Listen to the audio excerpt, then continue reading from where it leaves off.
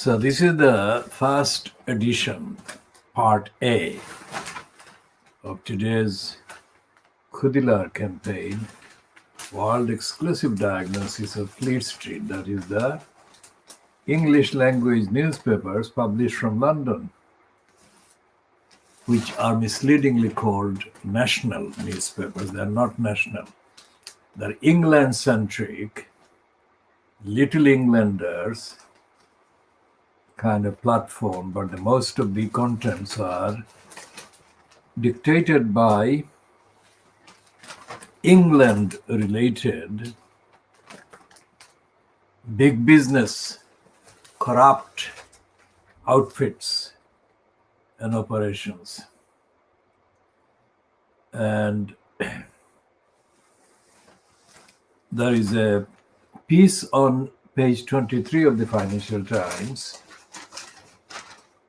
headed "Boeing's Deal with the Department of Justice Highlights the Limits of US Justice." Now, this is a kind of overdue admission as far as the headline is concerned, but the contents are not consistent with the evidence that the idea of justice in the USA is not substantiated. There is no justice in the USA. And we shall come to updating our commentary based on the evidence of the behavior of the corrupt institution called the British judiciary. Now, this is a headline: Boeing's deal with the Department of Justice or Department for Justice. It's a Department of Justice. It's not Department for Justice, but it's called Department of Justice in the article.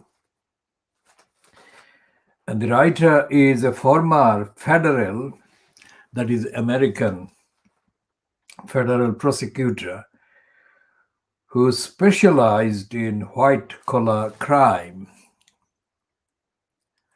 Now, that is a linguistic giveaway to the racist concept. White-collar is as opposed to non-white collar. And white-collar is supposed to denote the higher level in the structure of society, in structure of work and remuneration, and in fact class. So the first paragraph reads, the US Department of Justice recently announced a deal with Boeing to resolve a years-long criminal investigation and regulatory probe into the crashes of two 737 MAX jetliners that killed all 346 passengers and crew. Though Boeing's promise to pay $2.5 billion drew most of the attention, that is the headlines, the deal represents a triumph for Boeing's executives and shareholders. It also underscores serious problems with the efforts to use corporate criminal liability to satisfy public anger when something goes seriously, tragically wrong. And the author goes on to say that until last year, they worked in the Department of Justice office that conducted the investigation, although the author was not a member of that team. These deals are the product of long negotiations that reach the highest levels of the department, that is the Department of Justice, so-called. And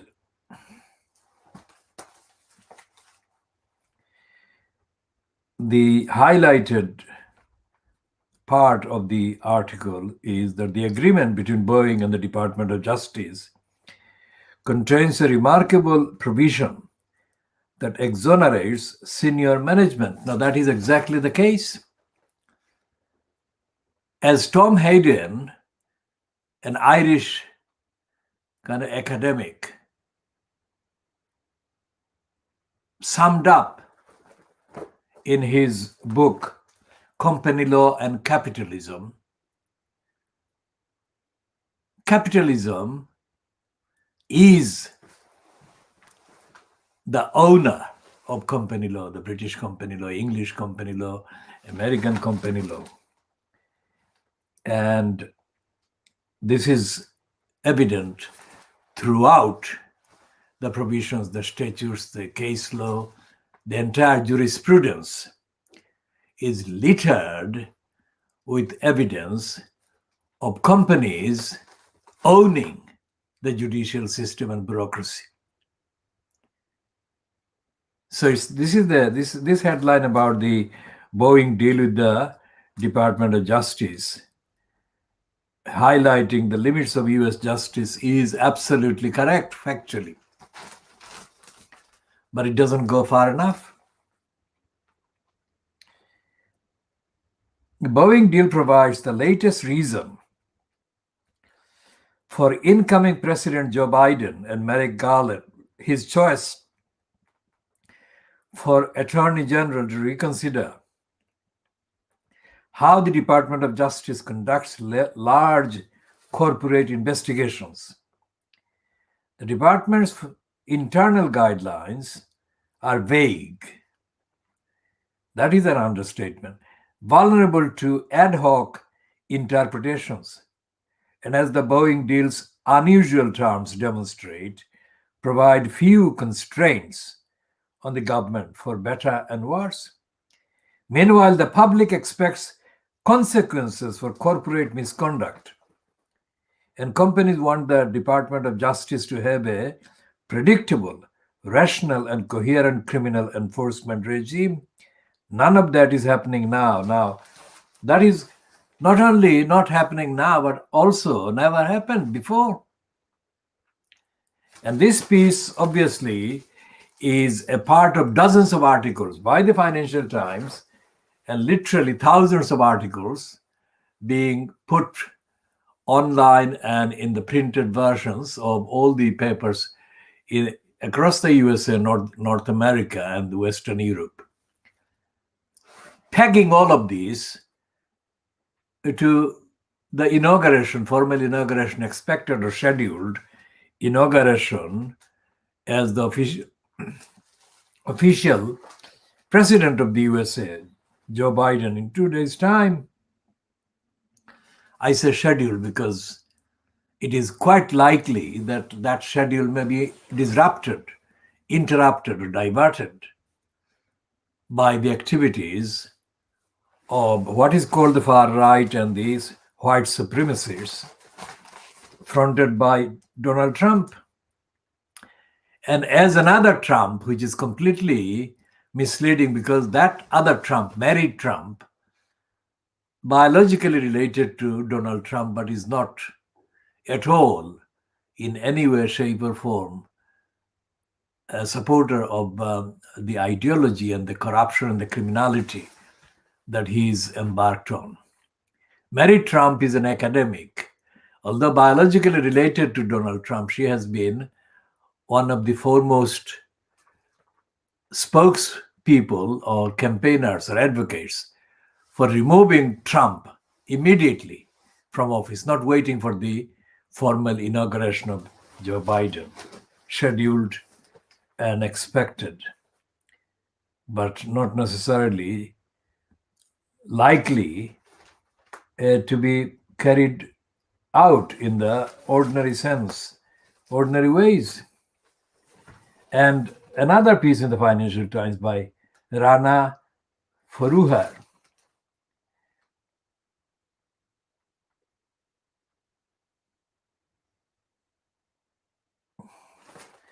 talks about the regulation in the stock exchange. And she's focusing on Gensler. among the financial reform tribes, in part because of his status as a former insider in the financial business in the USA.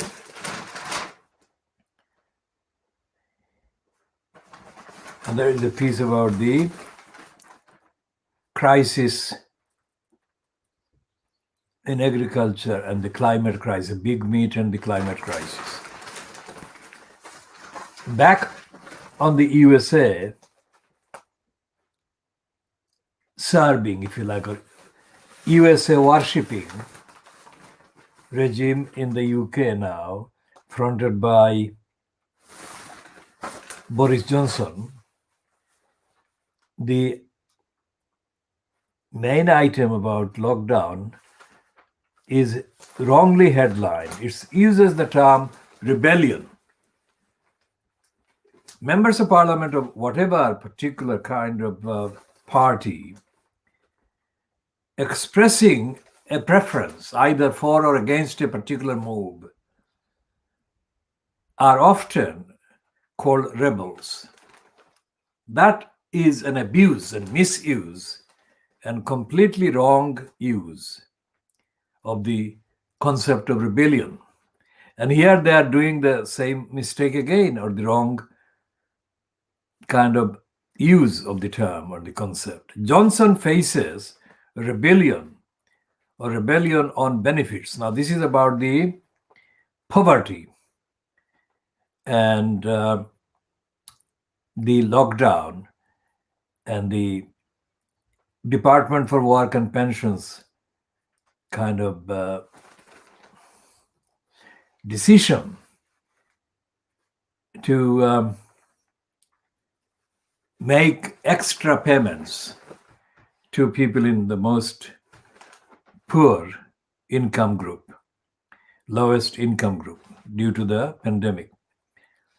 So its first paragraph contradicts the headline. A handful of Tory MPs will vote against Boris Johnson today over his plans to end soon the emergency increase to benefits for about 6 million people, which was put in place during the COVID-19 pandemic. Johnson authorized a £20 a week increase in universal credit amounting to £1,000 a year to each recipient to help the unemployed and low-income workers through the crisis. Keir Starmer, the Labour leader, has triggered an opposition debate in the House of Commons in protest after Johnson signaled last week that he would end the measure in March.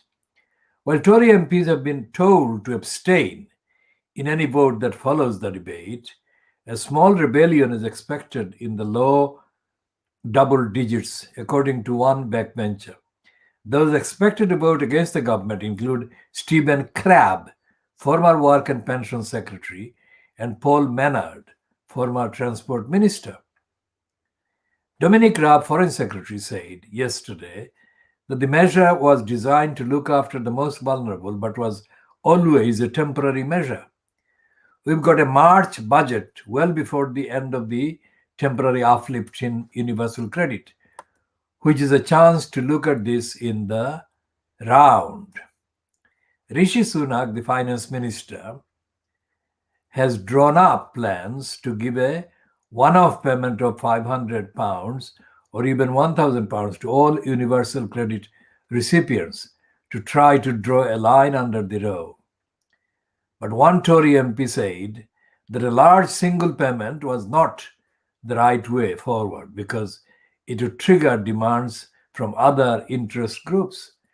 Now, all of this shows that although Starmer is now triggering a debate, this is not going to actually stop Johnson doing whatever he said he would do.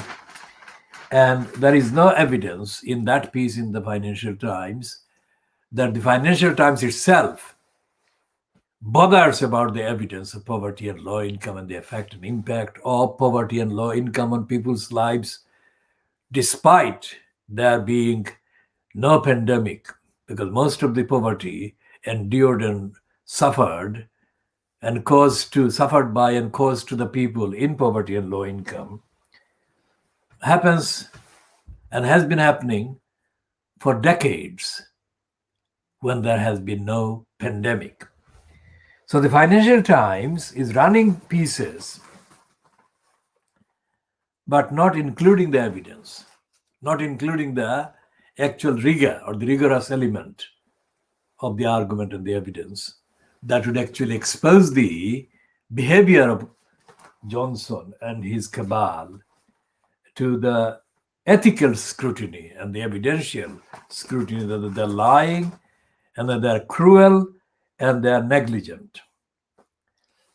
And so rampant and so brazen is the Johnson cabal's propensity to deregulate and to do away with any oversight, let alone any audit, any accountability of the behavior of the big business which owns the agenda that Boris Johnson is peddling. That even the financial city of London is warning Johnson against the drastic action against very fragile existing foundation of regulation and audit in this country. Now that shows the brazenness. That showed the desperate and deep-seated propensity to rob the poorest, loot the poorest, and make big business bigger and more profitable at the expense of the looted and the robbed and the denied and the deprived. So this piece is about those regulations. The City of London bosses have urged the government to tread carefully after it promised sweeping post-Brexit deregulation, saying the focus instead should be on creating new flexible rules to support growing areas of the economy.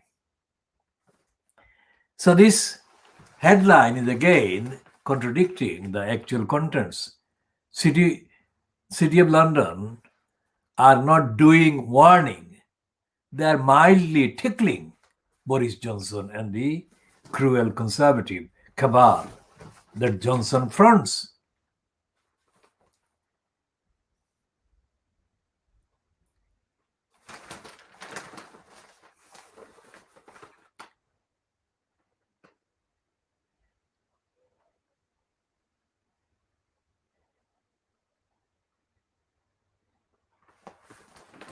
The European Central Bank is also featured in the news in the Financial Times, as does Africa, about which the Financial Times writes or headlines, Africa's healthcare system at risk from second wave of the virus and the pandemic. And there are literally, as I said before, dozens of pieces pegged to Biden's scheduled inauguration in 2 days' time on Wednesday. Today is Monday, so tomorrow is Tuesday, and Wednesday is when the alleged kind of scheduled swearing-in ceremony for Joe Biden as the kind of newly elected president is supposed to take place. And in the Boris graph,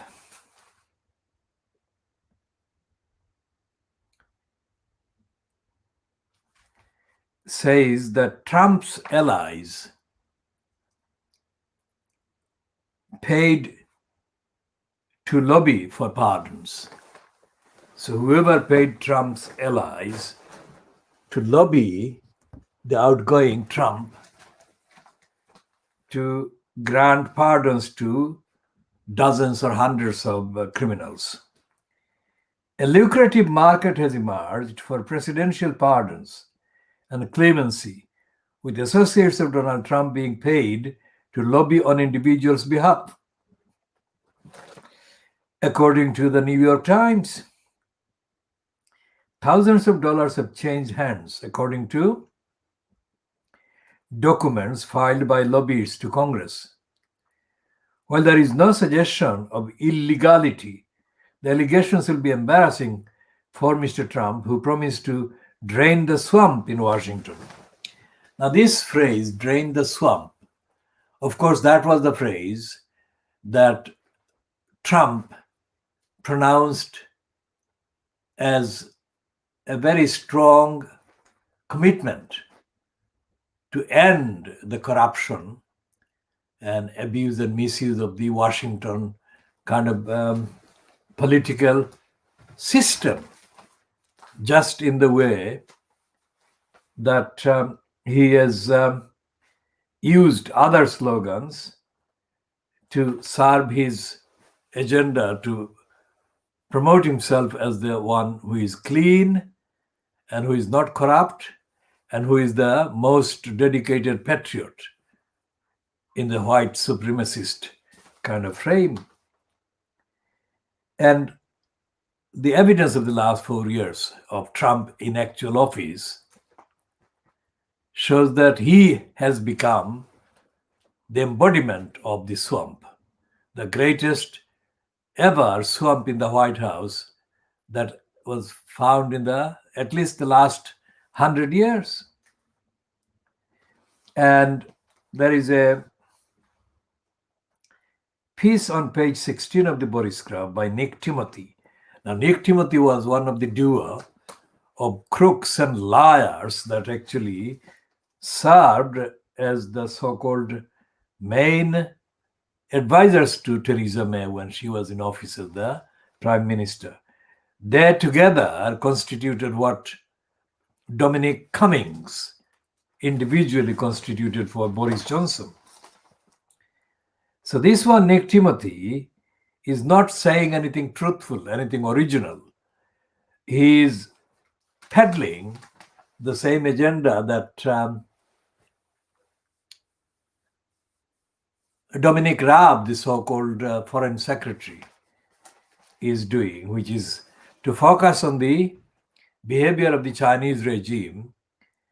And this is all to do with the UK's interest, vested interest in Hong Kong. And so he's saying, Nick Timothy, that Britain must take the lead in building a coalition to counter China. We shall talk more about that when we get there to page 16.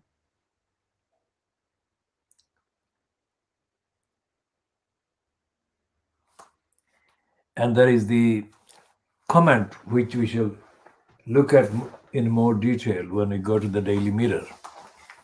The Daily Mirror is actually repeating what the Guardian's Polly Toynbee said last week, that Johnson is plotting to have a snap election. Now, the Daily Mirror is not publishing anything original, but it's echoing this, that even if it's not original, the Daily Mirror is serving the purpose of the market that it actually pursues, that of being apparently opposed to or not following or not supporting the conservatives. And that is the best that can be said about the stand taken by the Daily Mirror politically. It's not independent and it's not against the conservatives. It's just not a part of the conservative propaganda as it claims, but it is. The entirety of the Fleet Street, all these newspapers, Daily Boris Graph, the Financial Times, the Daily Mirror, the Daily Star, the Express, the Sun, and the Daily Mail, they are all part of the overall right-wing, reactionary, corrupt, negligent, uncaring, criminal narrative that is created by big business and the military-industrial complex, imperialists, warmongers. And this item in the Boris graph is using the kind of semi-Nazi headline, hailing Johnson, like hail Hitler. So the Johnson hails the milestone as 5 million more offered jab. Now notice the use of the language. Offered 5 million milestone hails milestone 5 million more offered. So there are 1, 2, 3, 4, 5 in a headline of 7 words. 5 are dedicated to promoting positive, boasting, bragging kind of tendencies. And they're all false. Because 5 million or even 1 million being offered doesn't constitute having been given, let alone having been found to be cured of any possible infection by the virus. So that's the lie. We diagnose that one. 1, 2, 3, 4, 5, 6, 7, 8. Well, if we left out the as, which is not an independent word, but it's a connecting word. So even 8 words, and 5 of those words, and if we include the vaccine, that is the jab, it's a 6 out of the 8 words are positive and bogus and false, because they are not achievement. They have not been done. They have not been done. The offer is not the same as the action.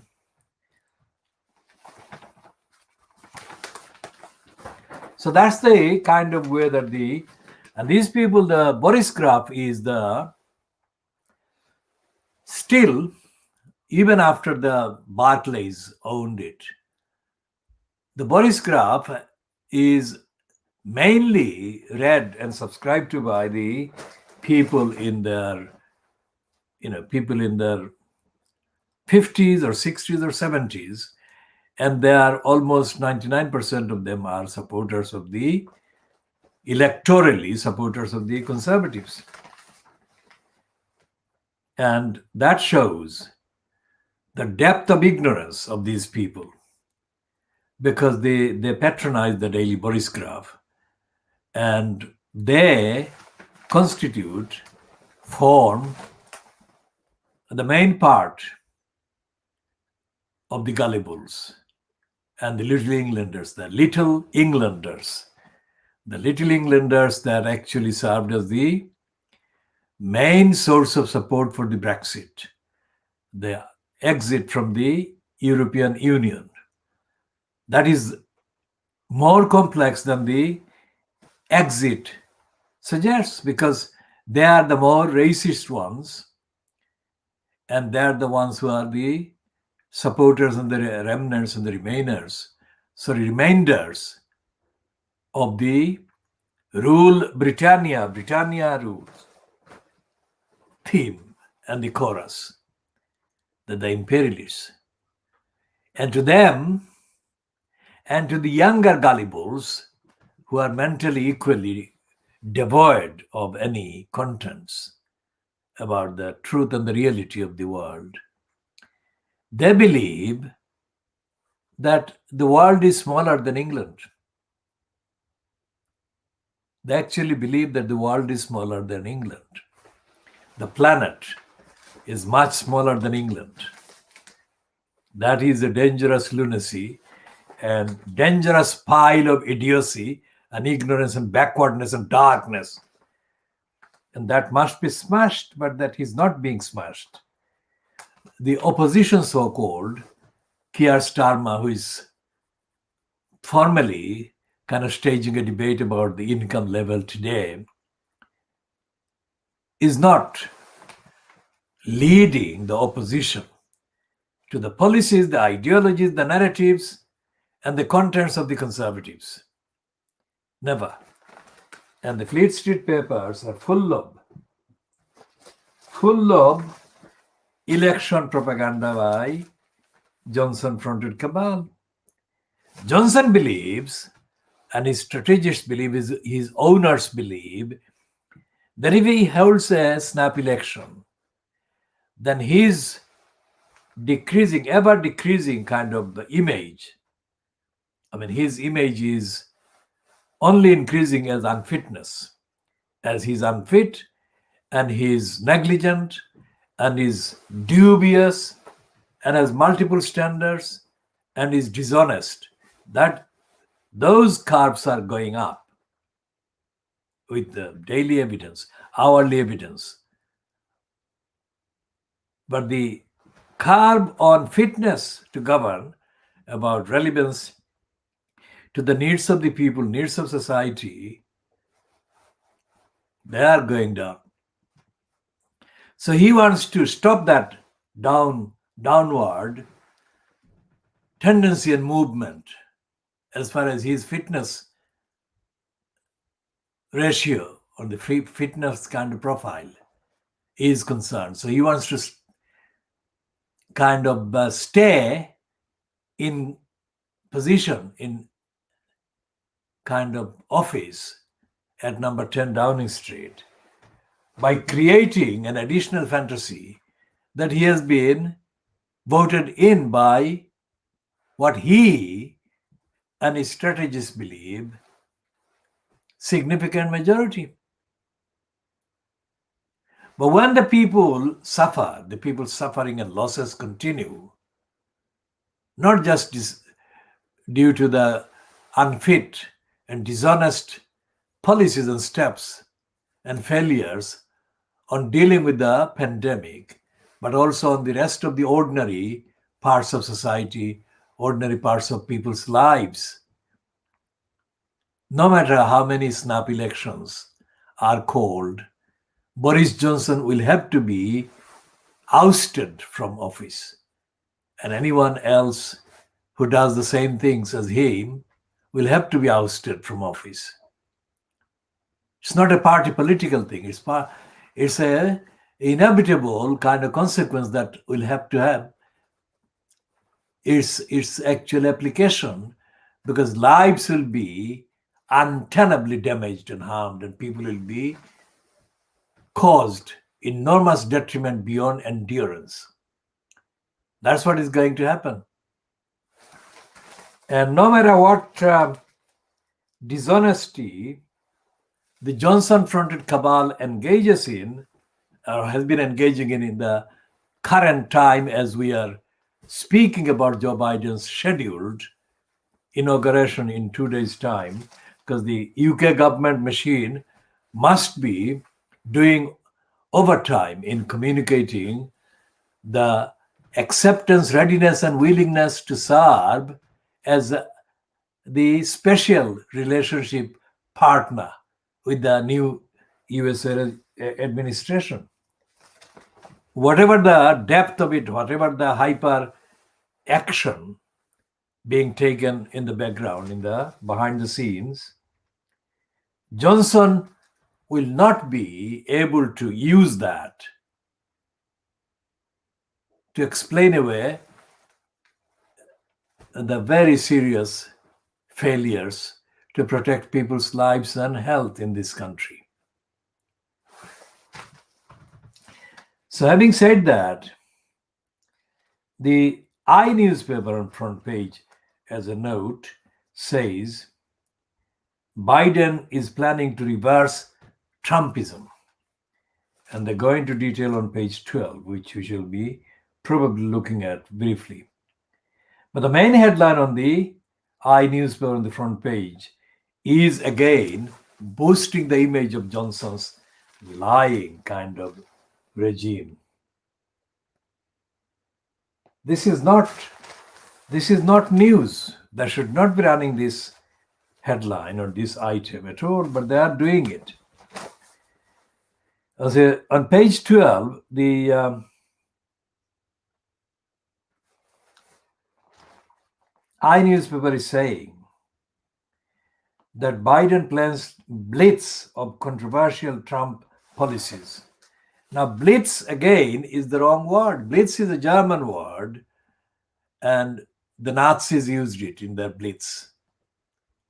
So, no sensible, anti racist, realist, intelligent, responsible writer or editor or sub editor should be using the word blitz. It is perfect, factual to say that Biden plans to scrap Trump's controversial policies. Scrap is fine, but blitz is not acceptable. And blitz gives impunity from moral condemnation to the Nazis. And the blitz Krieg carriers, imposers. And they've got a small piece on page 15 about Labour putting benefit cut to vote by MPs. That's a wrong headline, because that vote will not get passed by MPs, and it is a fraction of the problem of creating poverty that they should be actually exposing. But they're not doing that. They're doing a tokenistic debate on the universal credit, but they're not doing a debate on poverty, low income, and the causes of poverty, which include the Central Government Department for Debt Denial, Deprivation, Want, and Poverty Creation, which is DWP, also known as Department for Work and Pensions, which is a completely untruthful and false tag or name for the department that causes poverty and hunger and mass suicides. As Ian Darty Duncan Smith, also known as the Dracula Duncan Smith, to any reader who has been reading our posts about him, Dracula Duncan Smith imposed the mass suicide incentive while he was in office as the so-called Secretary of State under Cameron. And what happened was that Dracula Duncan Smith allowed the DWP personnel to behave as executioners of the people who were found guilty of being poor, guilty of being in need of desperate help. So thousands of people were denied the most basic amounts of benefits that they needed. And there was no other source of income for them. So thousands of people committed suicide. And that mass suicide happened during Cameron's years in office as Prime Minister. And the Labour Party failed. We are calling it mass suicide on the evidence, but the Labour Party hasn't called it mass suicide. Massacre. Anything like that. So today's debate, so-called, is a debasing by Keir Starmer of the evidence, and creating a tokenistic kind of, staging a tokenistic kind of performance in the name of helping the victims of cuts via the universal credit.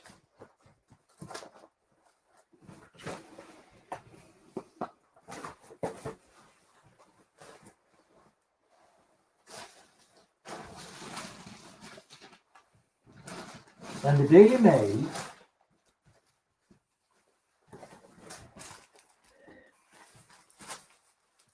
Daily Mail is relentlessly promoting Johnson's image. And it's saying the portrait of a prime minister holding the baby.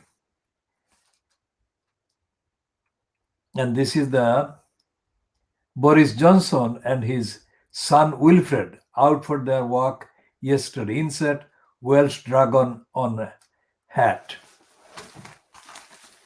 Now, this is not the report of his cruelty or his lack of care. It's the opposite. He's being promoted in that piece by the Daily Mail as a caring father to his child. And they are not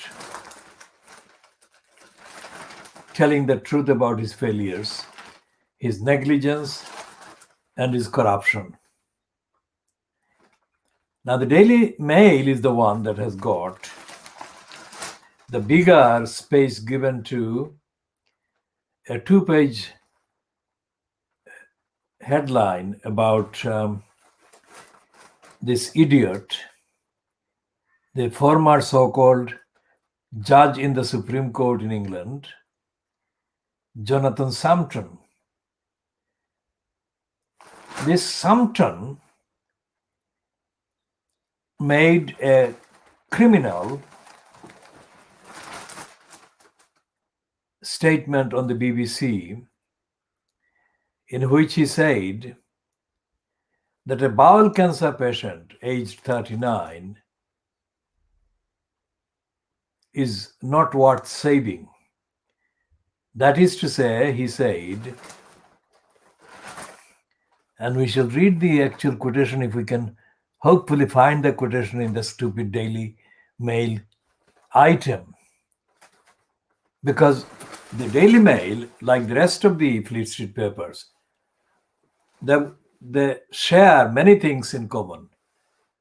And the most dominant feature of what they share is their stupidity and irrationality and lack of logic. They give one headline and the content is completely contradicting the headline. And they hardly start with the quotation, which is supposed to be related to the headline. So I say that if we find the quotation, former Supreme Court Judge Lord Sumption sparked outrage yesterday after he told a cancer sufferer, this is a paraphrase the idiots are doing. They should not be doing paraphrasing. They should be quoting him. After he told a cancer sufferer her life was less valuable than others,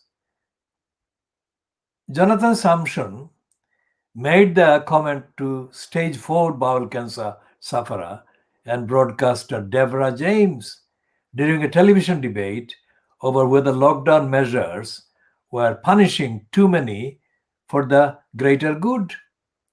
The retired judge argued that restrictions were harming a younger population rarely affected by coronavirus. The 72-year-old told BBC the big question. 1, 2, 3. This is the 4th paragraph. They are coming to the partial kind of quotation. All lives are not of equal value. The older you are, the less valuable yours is because there is a less of it left. He said he believed his children's and grandchildren's lives were worth more than his because they've got a lot more of it ahead. Now, if even this limited statement is examined and scrutinized, and if it is allowed to stand as he has uttered, then there would be no society. because you cannot compare two lives. Every life is of equal importance. That's the whole thing. That is the basis on which lives are saved and protected and societies are kept. Otherwise, there would be no difference between murders and prevention of murders, harming of life and prevention of harms to lives. And if that logic of this idiot were to be followed, then within a decade there would be no humanity left at all, or human lives will be completely killed, left to die, neglected to die.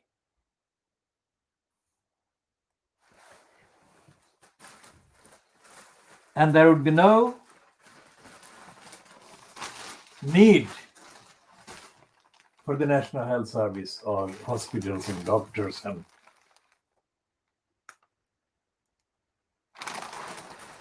so that is the Daily Mail, at least putting an attention on this one. But the Daily Mail's front page is a splash on hope in the post for 5 million. Again, another big lie.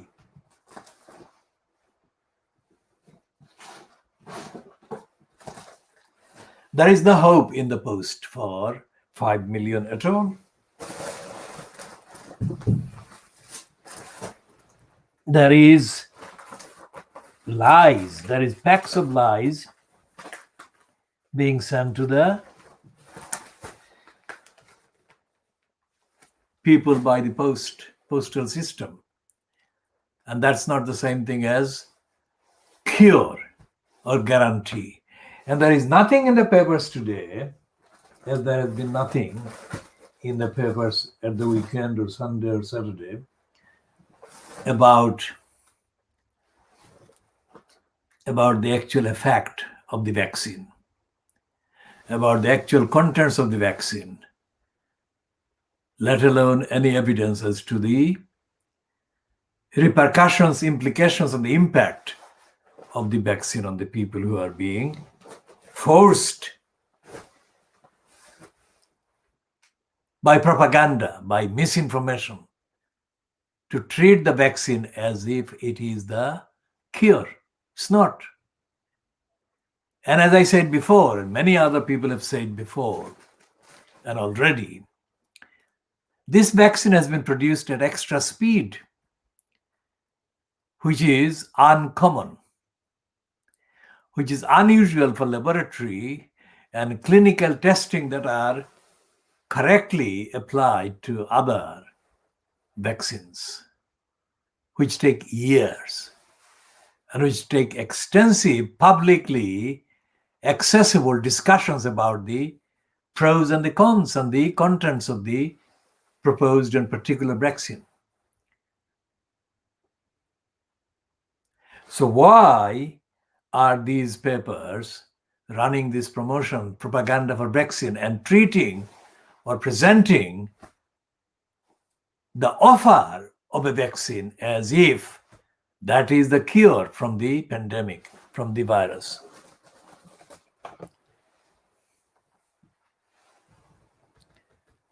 Cure to the attacks, if you like,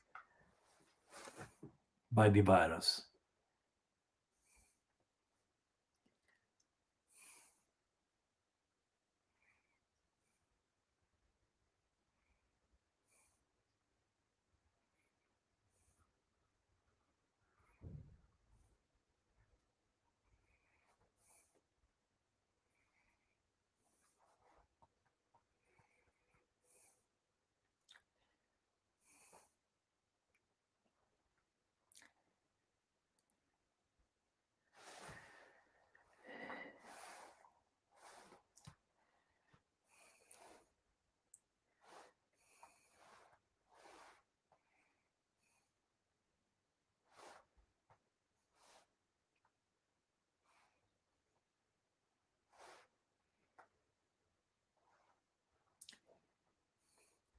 Now, The Guardian today, as can be expected because of the debate being staged today by Keir Starmer's initiative, The Guardian today is running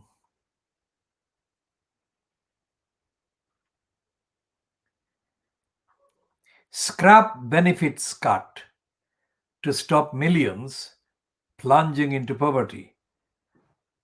PM is told. Now, that is an absolutely stupid use of the term PM by The Guardian.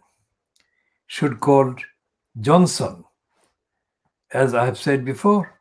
Calling him PM actually removes the liabilities that Johnson, the use of Johnson actually denotes, which is what should be the correct use. Now, in the sub headline, they are using Johnson facing pressure to extend rise if serious about leveling up in UK. That is, extend rise in the benefits. Boris Johnson cannot claim to be leveling up in the UK if he persists with a planned cut in universal credit for 6 million families. An influential think tank says today, as pressure mounts on him over the issue from within his own party. The Resolution Foundation has joined opposition parties, anti-poverty campaigners, and many Conservative MPs in urging the government to extend the £20 a week rise introduced during the first wave of the pandemic. Now, that's the correct phrase, first wave, because the wave has not ended. In fact, it is now continuing in a worse state. In its annual report on living standards, the Resolution Foundation said the increase was critical in protecting the poorest households from the worst economic impacts of COVID-19 in 2020, and predicted that refusing to extend it would contribute to a 730,000 increase in the number of children in poverty. And it goes on in that vein.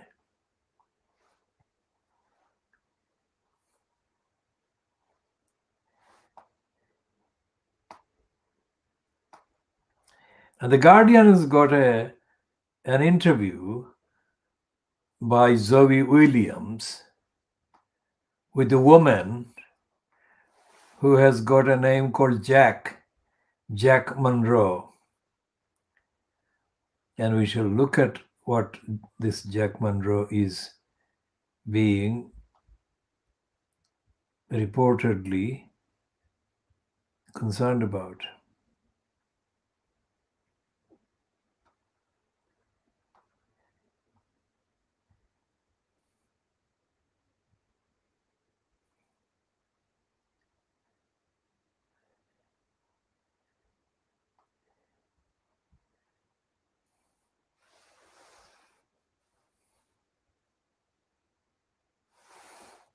Now, before we go to that one, here is a piece about India and the vaccine and the big business influencing the BJP and the Brahminist government. Now, there are two people as writers of this piece. One is in Delhi, who is Amrit Dhillon in Delhi, and Hannah Alice Peterson, who is presumably not in Delhi. Emerging from Holy Family Hospitals in Delhi, Ram Verma, a sanitation worker, breathed a deep sigh of relief. As one of the first in India to receive the coronavirus vaccine on Saturday, at the start of the world's largest vaccination program, he had been jittery. I thought I might faint or have side effects. After all, it is totally new. But I'm fine. There is nothing to worry about, said Verma, who had received his Covaxin jab in a center set up in the hospital car park. Anila Singh, a nurse at Ram Manohar Lohia Hospital in the capital, said she had almost cried when she heard she was being among the first to receive the vaccine. I thought of all those I had seen dying, all the families who lost someone, and my own daily fear about catching the virus. Finally, we are going to turn the page, she said. Across India, 3006 vaccination centers began the mammoth task of vaccinating 300 million people by August. India ranks second in the world for COVID-19, registering 10.5 million cases and more than 151,000 deaths. Two vaccines have been given emergency approval. The Oxford AstraZeneca vaccine, known in India as Covishield, and Covaxin, developed by the Indian pharmaceutical company Bharat Biotech with the Indian Council of Medical Research. Within a week, Mumbai plans to vaccinate 50,000 people daily. Delhi is even more ambitious. Once we have 1,000 vaccination centers, we will vaccinate 100,000 every day, said Dr. Shuneela Garg of Delhi's Vaccination Task Force. The Prime Minister Modi said the start of the vaccine program was a moment of pride, and it goes on with the stupid promotional paragraphs. So the headline, as we said, the headlines are contradictory to the contents, or the contents are not the same as the headline suggests. And so the India plans to inoculate 300 million people by August, and the last 5 words, despite doubts over local vaccine, is not even mentioned in all those paragraphs in The Guardian.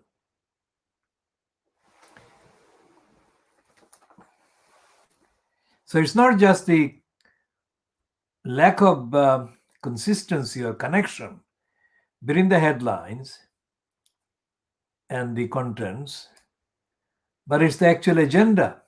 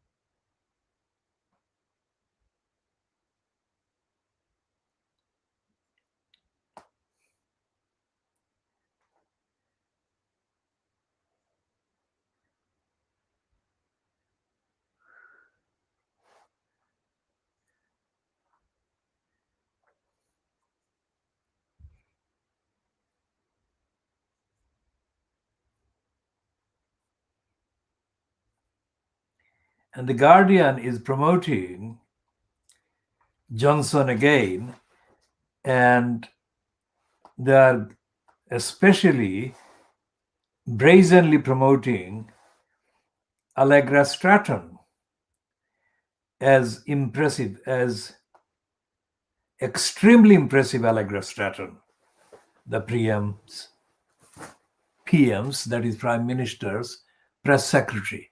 Now, this woman is a supporter of mass murder.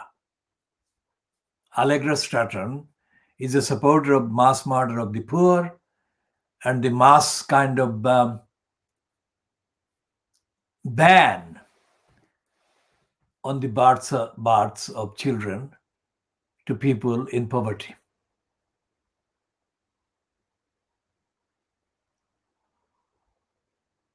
So she is a believer in a lot of the Nazis' ideology, and she is being described by The Guardian as extremely impressive.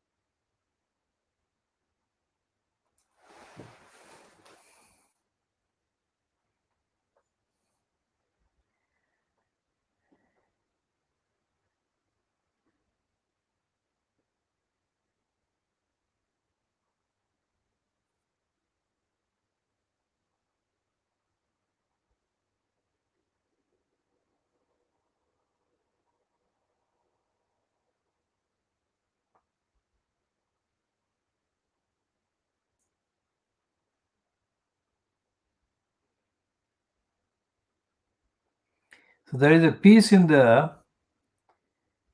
Guardian headlined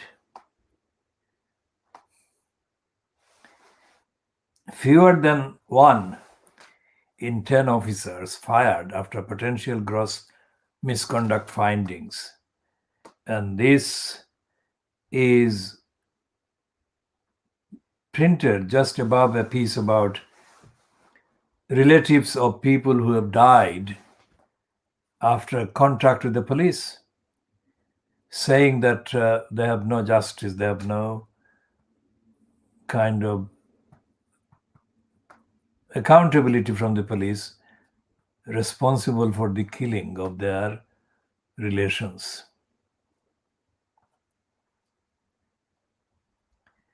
Now, that is, we shall not be talking about Jack Monroe piece just yet, because we need to discuss this particular item and in the context of what actually has been happening in the last 100 years. Policing in Britain is not audited, despite the fact that in terms of budgets and the finance given to the police forces by the central government department, the Home Office, the actual agenda, the actual role of the police, and the task of the police, the job of the police, they are not accounted by anyone outside of the police. And despite the fact that the post of the elected mayor in the name of London also carries the so-called kind of power that the holder of the post of mayor is also the head of the Metropolitan Police Authority. In effect, there is nothing, there is absolutely no truth in that, because that is a statement that is made and is officially online and available, but that is not what the actual police authority does. The Metropolitan Police Authority is the mayor's side. The Metropolitan Police Force is the actual police in London. and the police are beyond and above audit and accountability. And there is no stage, no aspect, and there is no input into policing. So, as periodic reports revealed, various police forces across England have abolished or have been abolishing, scrapping various crimes by not treating the criminals as criminals. So the police or policing in Britain was introduced during the height of empire. And the attitude of the empire authorities or imperial power to the people under imperialism prevailed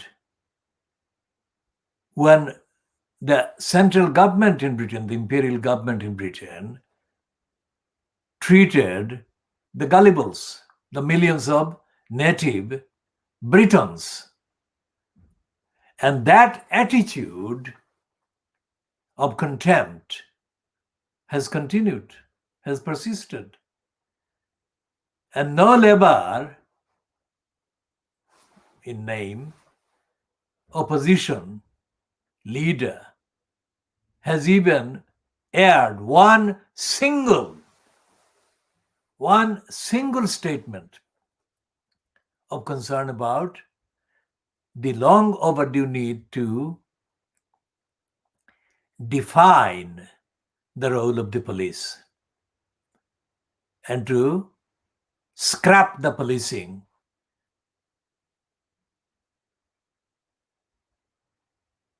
myths and the lies and the denials and create an accountable, ethical, democratic, constitutional and lawful and fair system of policing that actually meets the requirements of the UK's obligations arising directly from the UK's even currently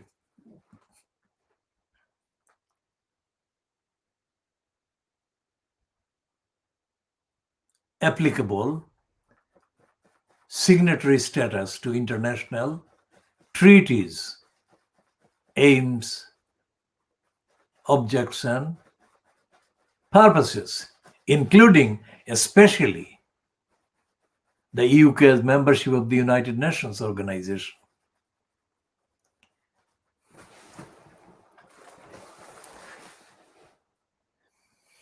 So if the Labour Party opposition leader, whoever it is, currently it is Starmer, and it has been others in the last 50 years, if the opposition leader of the Labour Party doesn't express any concern about policing, then it is logical to expect that when in power, if there is a Labour government after an election, then that Labour government will be even more hostile to looking at the policing,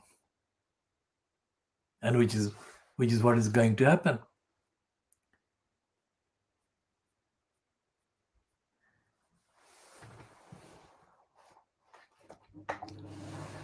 And the Guardian, in its own particular style, it is the one paper that is the kind of platform for pseudo kind of democratic concerns. The others are not even that bothered. But when the Guardian is a pseudo, that is pretend kind of concerned organ, it never goes into the actual nitty-gritty, the details of the behavior of the police forces day to day. And there is no mechanism anywhere in the British so-called constitution, which is totally unconstitutional,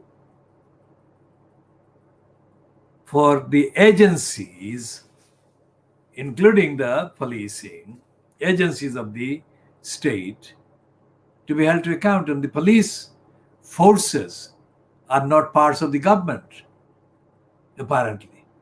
Apparently, they are loyal to the monarchy. And the monarchy is a symbolic thing in every respect. And the monarchy has no auditing, accountability regime at all in place. So it's a limbo, it's a state of limbo where the victims of misuses of policing are consigned and condemned to rot. And Fleet Street doesn't actually report this huge gap.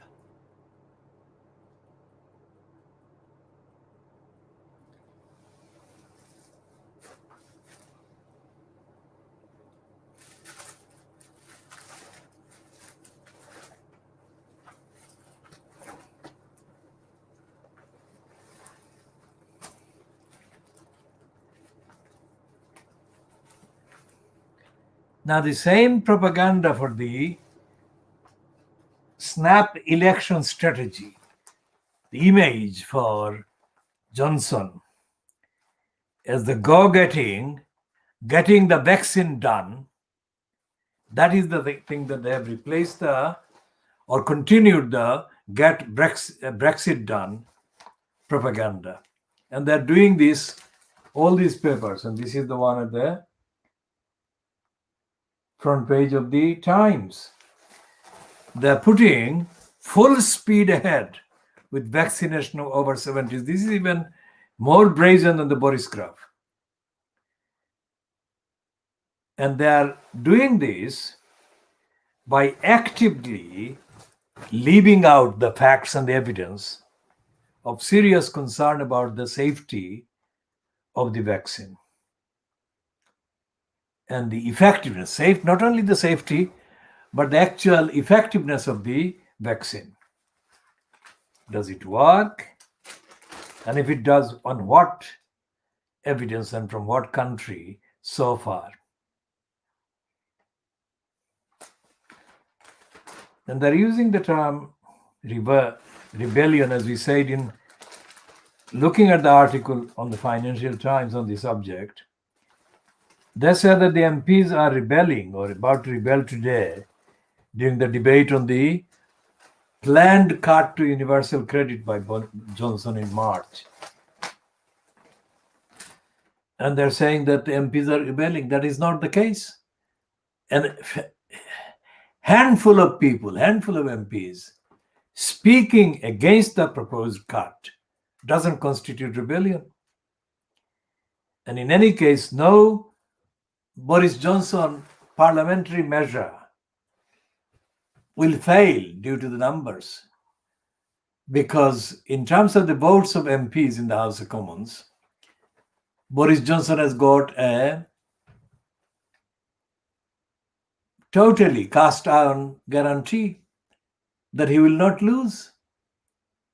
He's got nearly 80 MPs, more than the rest of the parties combined. So any vote will get through. He will not lose any votes.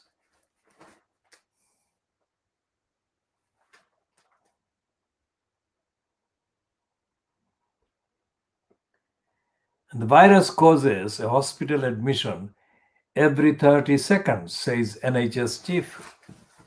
So the virus is very much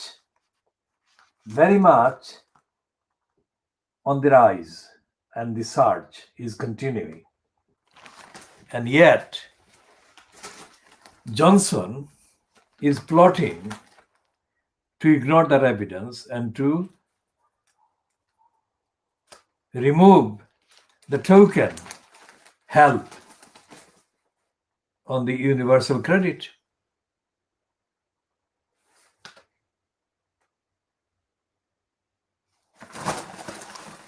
And there is a shorter, smaller piece on the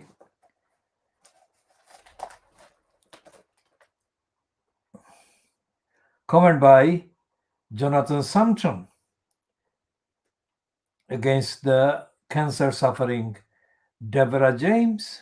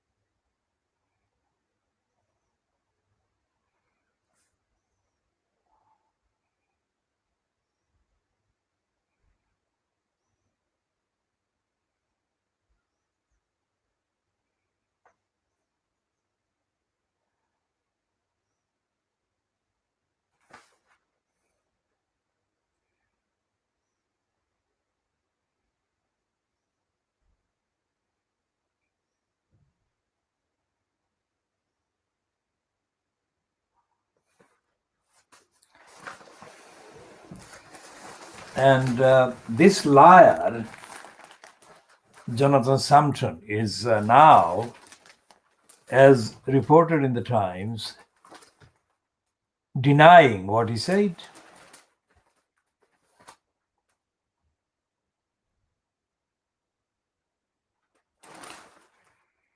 And there is a piece in the Times about Brenda, the monarch's son, Andrew, in the news that his advisors asked Troll to help discredit Epstein accuser. That is to say, this woman who was sexually abused as a child by Andrew and Epstein has been the target of trolls with the instruction that they should discredit her claims.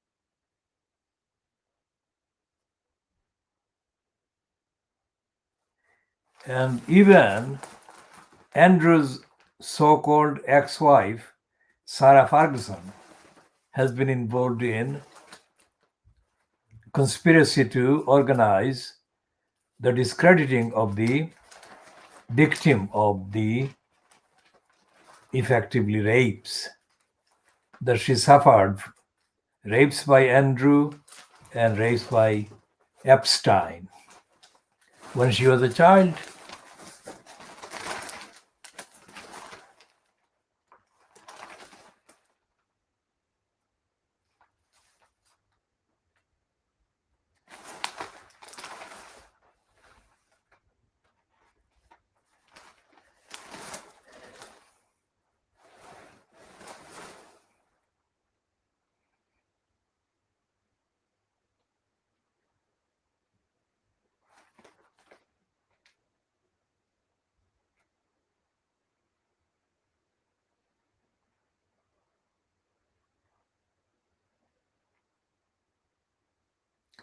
There is a cartoon in the Times which is about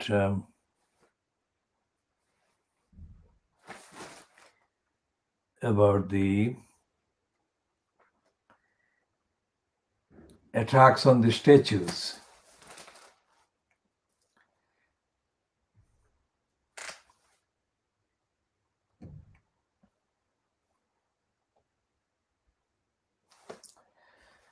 And the racist, fascist woman called Libby Pervert has got a column in the Times ongoing.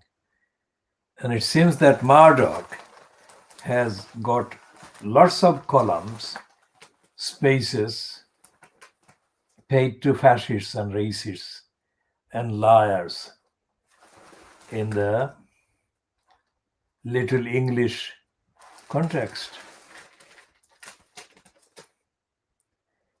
And the Times is doing an editorial promoting Johnson and the vaccine.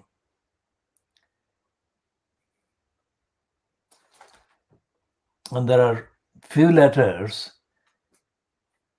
that are all collectively headlined about Starmer and his lackluster backbench team, which is absolutely factually, that headline that is, factually justified and correct.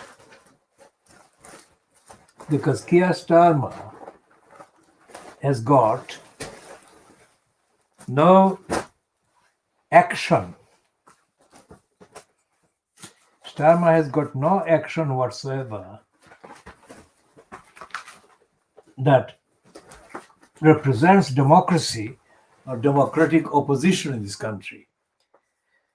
But the letters are not the letters, the headline of to the 5 letters. The headline, the content of the headline is not actually practiced by the Times newspaper itself. Times newspaper is not reporting on the failures and the unfitness on the part of Keir Starmer. And our thesis on the findings and the evidence is that there is no opposition in Parliament today to the Johnson-fronted cabal.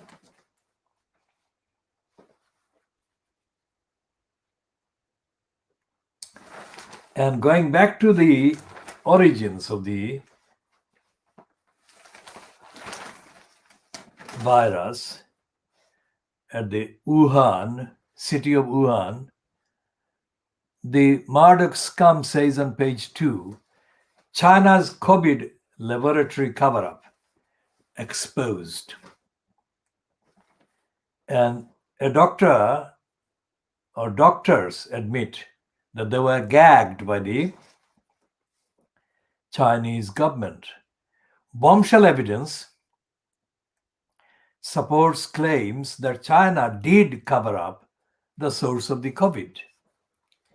The country's rulers are accused of gagging medics who tried to warn of the dangers weeks before the virus exploded across the globe. Doctors from the outbreak epicenter, city of Wuhan, have been captured on film admitting they were silenced in December 2019.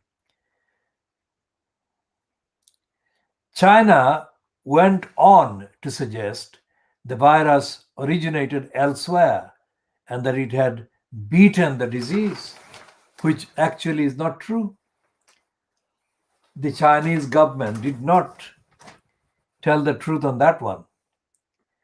An ITV documentary, Outbreak, the virus that shook the world, will show a senior Wuhan medic saying, "We all felt there shouldn't be any doubt about human-to-human transmission."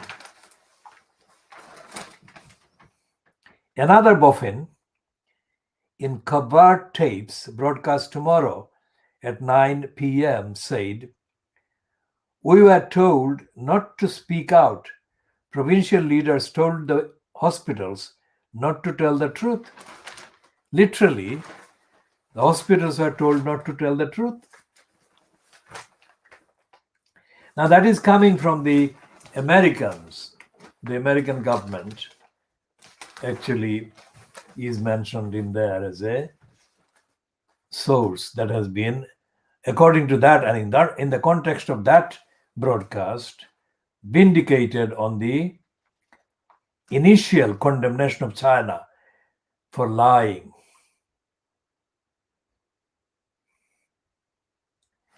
And the scum is shamelessly lying for the Johnson regime. Bingo. Now it is completely, absolutely untruthful. It's saying 48,000 joined their campaign, 4 million received shot to fight COVID, and 70 plus age group now okay for dose. Now 4 million have not received the jab. And there is no evidence to justify this boasting lie for Johnson's image. Because when they also admit that the hospitals are overwhelmed with the increase in admission of patients, every 30 seconds one patient is being admitted.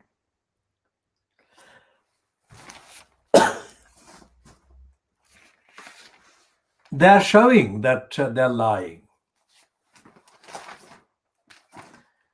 And when the hospitals get even more overwhelmed, then no matter what snap election outcome Johnson is plotting, that will become completely irrelevant. For a start, in terms of numbers, Johnson doesn't need any numbers in terms of the majority in the votes that he can get in the House of Commons. He doesn't need the numbers. So what's the point of having a snap election? So even if he gets a similar number of votes, that will not make any difference, because the evidence on the ground will show that regardless of the numbers of votes that he gets in order to pass any measure, any bill into law, his government is failing, and is failing to save lives. No amount of majority will prevent the sinking of a Boris Johnson fronted cabal or any conservative government or any government that comes into office. In that eventuality.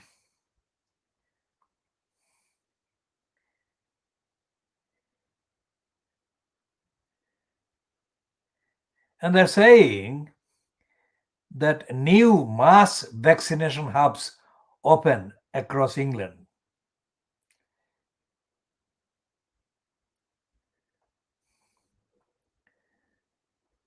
This will not forever or for very long time or any significant length of time hide the truth and the extent of the failures on the part of the Johnson fronted cabal.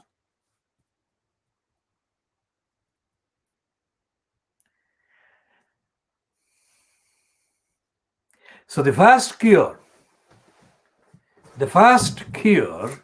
that Johnson must be involved in providing is the end to the lying and telling the people the truth.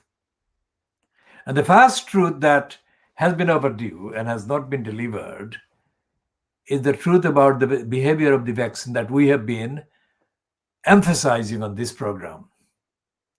What does it do? And then telling the people the stats about the actual numbers of people being affected, being cured, and being admitted to hospital in particular areas, every part of the country. That is not being publicly provided. And Fleet Street, knowing that is not being done but should be done, is keeping silent about that. All the headlines, the hundreds of headlines in today's papers and hundreds of items in today's Fleet Street papers, which are being almost without any change being copied across England in other cities by other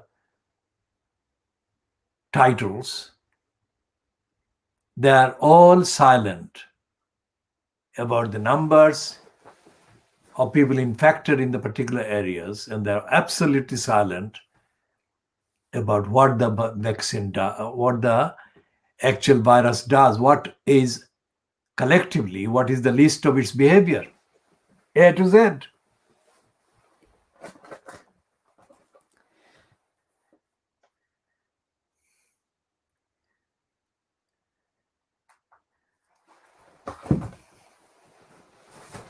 In the Financial Times today, there is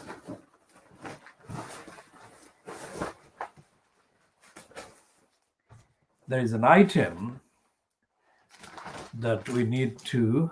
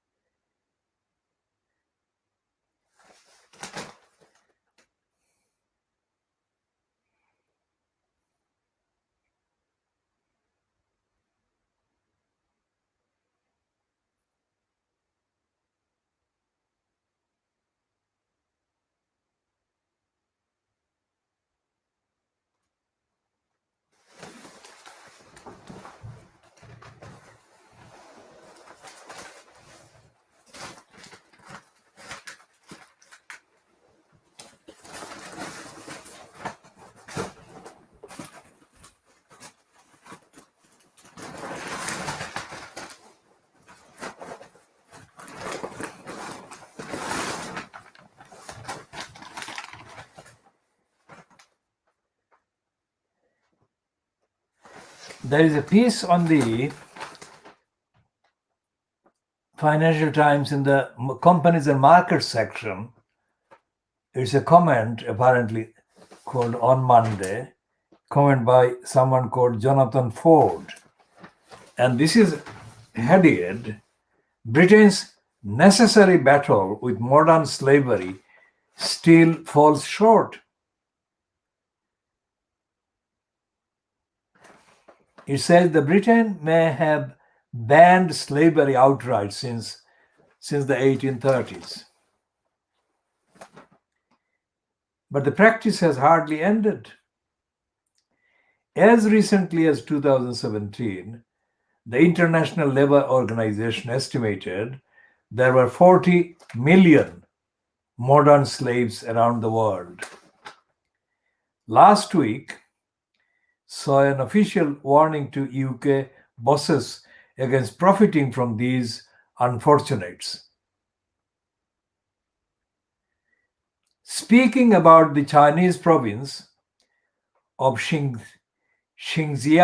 the Foreign Secretary Dominic Raab reminded UK companies of their obligations to ensure their suppliers were not staffed by slave workers.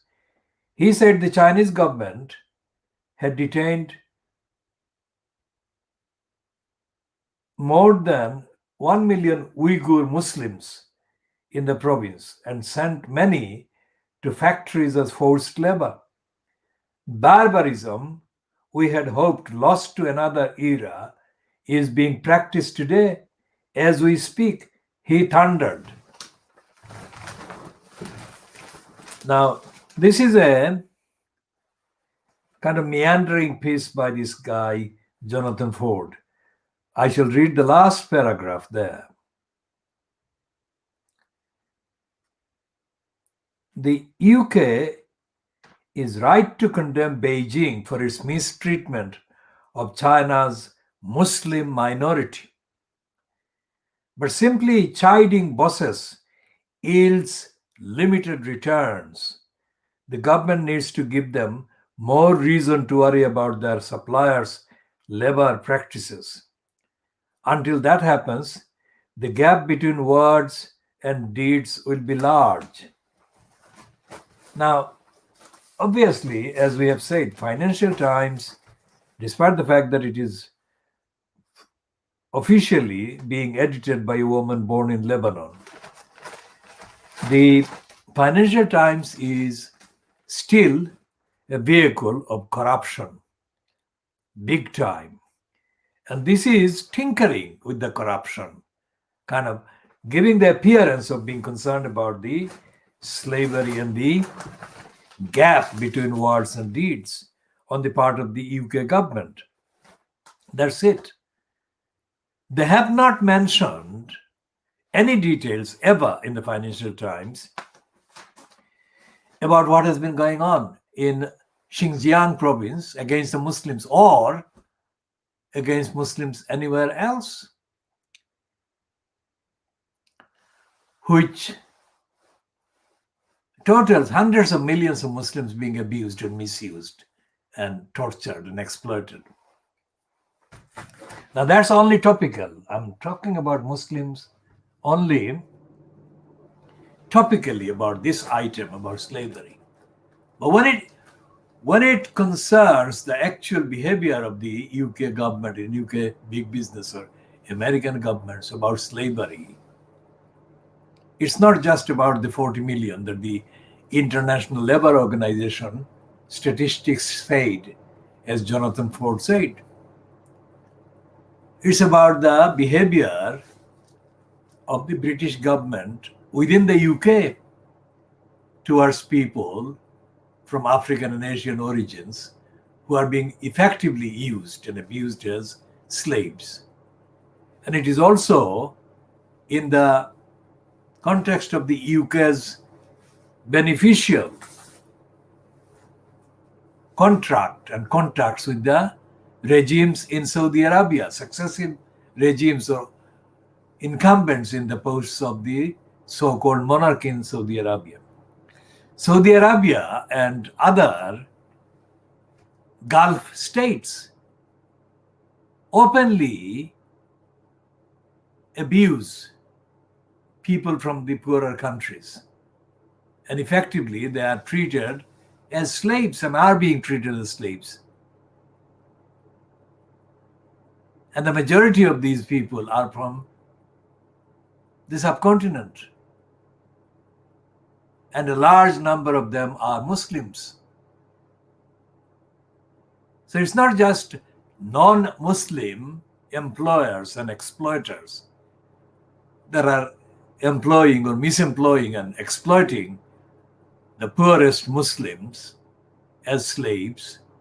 It is Muslims as well. Muslims so-called like the Saudis and like the Gulf states.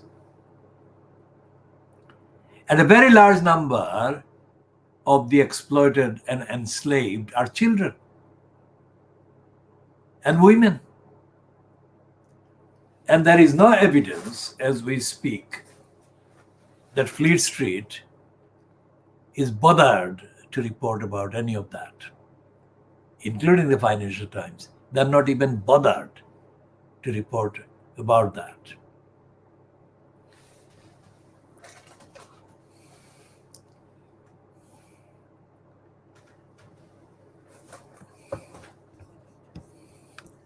So this one is, we shall be coming to an end of this part A, at 12:05 GMT on Monday, the 18th of January 2021.